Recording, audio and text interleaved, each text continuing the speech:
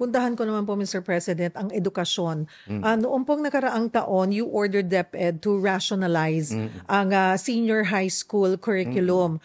Now, Senator Jinggoy wants to scrap it. Pero si Senator Win Gatchalian naman po, ang sinasabi niya ay to reduce yung college years instead. Ano po ang stand nyo dito? It is just expressing the same frustration that I expressed in the first place. Kasi it's costing more for the parents. Kasi nadagdagan ng 2 years pa. Magmamatrikulasyon pa yan. Maraming mga school supplies. Bibili ng libro, lahat. Sa 10 years, wala namang advantage. Wala namang naging advantage. Hindi rin nakukuha sa trabaho. So that's his frustration. And that's also my frustration. So we'll see what the Congress will do. But while the law is still K-12, basta't ang sinabi ko kay Sec. Sani, Yes. Angara, pagandahin natin ang husto habang nandyan pa yan. Kasi anong madalas natin marinig? Mismatch. Yung skills ko, hindi employable. Magaling ako magganito, hindi naman nila kailangan ng ganyang klase. We have partnered with the private sector and to ask them, ano ba ang kailangan ninyong skills? Ano ba ang kailangan ninyong klaseng trabahador para makuha, ma-employ doon sa inyo? In fairness, the private sector went even one step further. Gusto nyo kami na magpatakbo ng training. Tapos, paglabas niya doon sa training, may trabaho siya sa amin. Kasi eksakto yung training niya doon sa kailangan namin. Yun ang aming ginagawa. Ang sinasabi po ay paano pa yung challenge na i-improve or ibalik sa dati yung kalidad ng edukasyon po dito sa ating bansa. Kanina when we were on our way here ay napag-usapan namin ng aking producer na noong panahon namin, 80s, pag may labanan sa ang iba't ibang eskwelahan, pag private ka, nangangatog ka or may worry ka na pagkatapat mo ay public school dahil napakagagaling. Oh. At yun ang paano po, and that was during your father's time. So paano po, ano ang marching orders nyo, habilin nyo kay Secretary Angara na itaas natin yung kalidad ng edukasyon pa para kasi lately nahuhuli tayo. Lagi tayo. Marami tayo ginagawa. Unang-una, classroom. Sipin mo, 160,000 ang kulang natin na classroom. Paano nangyari yun? Basta't pinabayaan na lang. Merong ng classroom kaming nakikita, Marcos type pa. Tinayo, mga 1970. Dapat yung mga classroom na yun, 20-30 years lamang ang lifetime. Dapat ayusin yan after. Pero hanggang ngayon, ginagamit pa. Pinabayaan talaga ang education. That's what happened. There was no effort to help the education. Kaya yung mga grade, yung mga rating natin, especially STEM subjects, pababa ng pababa. Tapos hindi marunong magbasa. When I first became governor, pinag-inspeksyon ako sa eskwela. Ang ginagawa ng teacher, kung ano-ano binibenta sa estudyante. Tinanong ko, alam mo, ako, para sa akin, hero ang mga teacher. So tinanong ko sa kanila, bakit ganyan? Bakit imbis na nagtuturo ka? Sabi niya, may pamilya din ako yung sweldo ko hindi pa dumating. So, my first act as congressman of the 2nd District of Ilocos Norte was to create teachers cooperatives for every town. Parang savings and loan. Para hindi ka mag 5-6, malulubog ka sa utang. Kahit papano merong nagsusuporta sa'yo. So, that's the key. I found out that's the key. Support the teachers. Just support the teachers. Basta't you support the teachers. So, one of the things that we did, binawasan natin ang kanilang administrative duties.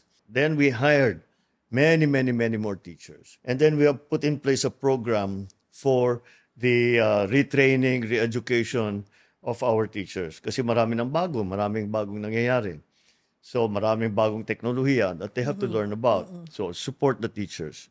That's number one. We have entered into a program to rebuild and to build more school buildings. Ginawa na namin PPP. Kasi kung gobyerno lang ang gagawa, kakaunti lang ang magagawa natin. But again, in fairness to the private sector, Very cooperative sila. Naglalabas talaga sila ng pera. Very willing sila na tumulong. There's another problem. May performance audit at the end of the year para sa mga teacher. So pag sinasabi, kalahati ng klase mo, bagsak, mahina kang teacher. Bababa yung performance audit mo. Kung 90% ang pinasa mo, magaling na teacher ito. So kahit na hindi marunong magbasa, ipasa mo na. Yun ang nangyayari. It's just a practical thing. Pero we will remedy that. The performance review is not going to be based on that. It's going to be based on the students' actual performance in tests. Magpapasukan na ulit, Mr. President. Siguro po maikling mensahe na rin para sa ating mga mahal na guro. Basta ang mga guro, kayo mga idol namin, kayo yung mga bayani para sa akin, asahan ninyo na alam ko na mapakabigat ng inyong trabaho. I always say, the public school teachers are the hardest working public servants in the whole of government. Magalit na sila lahat sa akin, but I believe that. They really are the most busy. Ang daming ginagawa kahit wala na sa job description nila kung ano nila ginagawa. They're leaders of their communities. They take care of our children. My God, this is we have to support them. Kaya ang ating mga guro, asahan ninyo dito sa administrasyon na ito. Kayo ang pinupuri namin.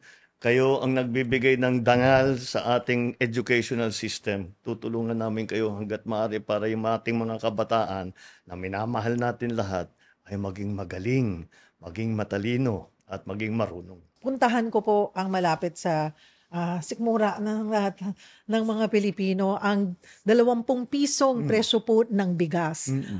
Sa huli niyo pong podcast with Katunying, sabi niyo nga, watch us sustain it. Sure. Paano po nagagawa ito ng gobyerno? Through subsidy? Magkano po? There is a lot, maraming factors ito. I concentrated kaagad sa production side.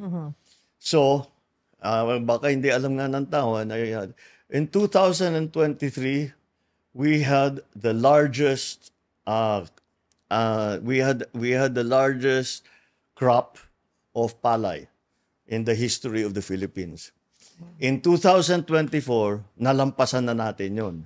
In 2025, we predict lalampasan na naman natin yun. So our production is slowly going up. Since our production is already going up, bababa ang cost of production. Since bababa ang cost of production, ang pagbenta, kung bibili ang NFA, ang pagbenta ng NFA, pababa ng pababa. That's why I'm so confident masabi sustainable.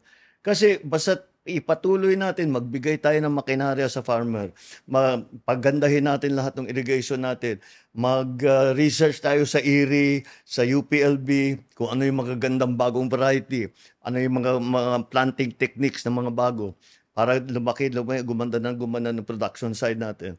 Pag gumanda ng husto yung production side natin, may bababa natin. Wala nang subsidy. Magagawa po kaya yan bago matapos ang inyong termino? Magagawa yan. We did it before already. Nag-export na tayo ng bigas So why not do the same thing again? It's really, you help the farmers. Ang kinakatakutan ng iba, pag masyado nang mababa ang presyo ng bigas, paano naman yung mga magsasaka natin? Yun po ang sinasabi kasi yung mga ang gusto nila, ang mga farmers natin ngayon, dinadala talaga sa NFA ang mga palay nila dahil nabibili daw po ito ng mga 17 to 18 pesos. Kung di po ako nagkakamali. Sa mga traders, sa private, ay nasa 11 to 12 pesos na talagang kaya ayaw nila. Paano nyo po tinutugunan or tutugunan yung ganitong problema na hindi rin makawawa o malugi ang ating mga magsasaka? Napakahirap na maging magsasaka. Ang hirap na buhay yan. Ang bigat ang trabaho niyan. Nauubos tumatanda ka na maaga dahil sa nagsasaka ka. We have to support them. So, kahit ano pa ang mangyari sa presyo ng bigas na ipinagbibili natin sa mga palengke, hindi natin ibababa ang buying price ng NFA. Never bababa yan. Sa kadiwa ng Pangulo, available po ang 20 pesos na bigas.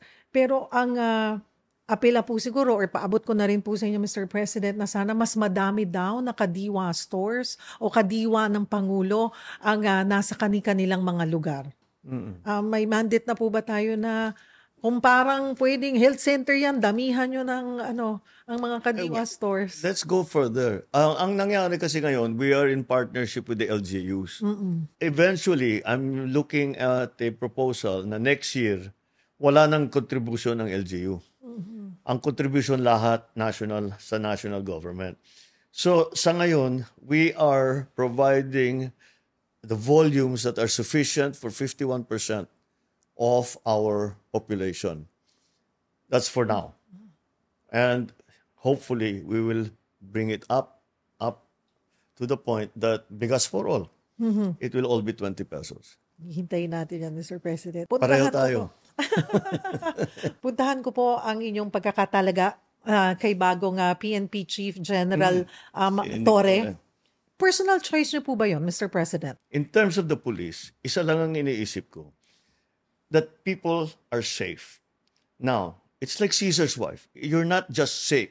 It's not sufficient that you are safe. You must feel safe. Even if the statistics are telling you crime rate is down, drug seizures are up, that's not enough. People should feel comfortable to walk in the night around their neighborhood, that they can send their child to the sari-sari store. Yun ang kailangan. Kaya ginawa namin, and I saw si Nick Torre is effective at that. And so that's why we, in the end, we chose him for PNP chief. As a matter of fact, very soon after he assumed the position of Chief PNP, we instigated already this new program of Cops on the Beat. And nararamdaman na kagad. That's the only way to regain the trust. And that's the only way that people will feel safe. Well, whatever, kahit anong mangyari dito, si patrolman ganyan-ganyan, nandyan lang yan. Isang tawag lang, tatakbo na rito yan.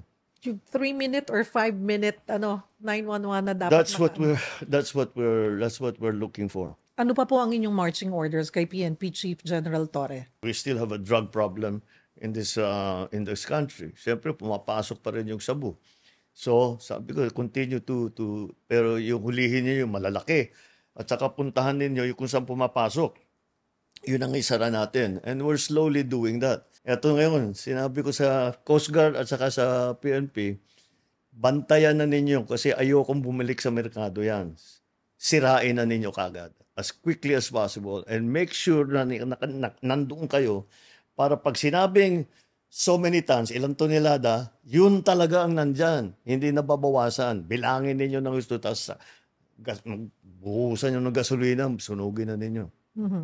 Paano po rin kaya mararamdaman yan sa like the barangay level, sa communities? Well, what is happening because we were concentrating doon sa mga big time na drug syndicate, drug lord. May balita na bumabalik-balik sa mga barangay. Yeah. Yung mga small time. Kaya yung Cops on the Beat, that's the solution to that. Kasi nagpapatrolya sila, kahit sino kong dealer, hindi ka naman siguro mapapaiwan doon na mahuhuli ka lang ng pulis. So, medyo maipapalayo natin sila na maitigil na nila yung kanilang ginagawa.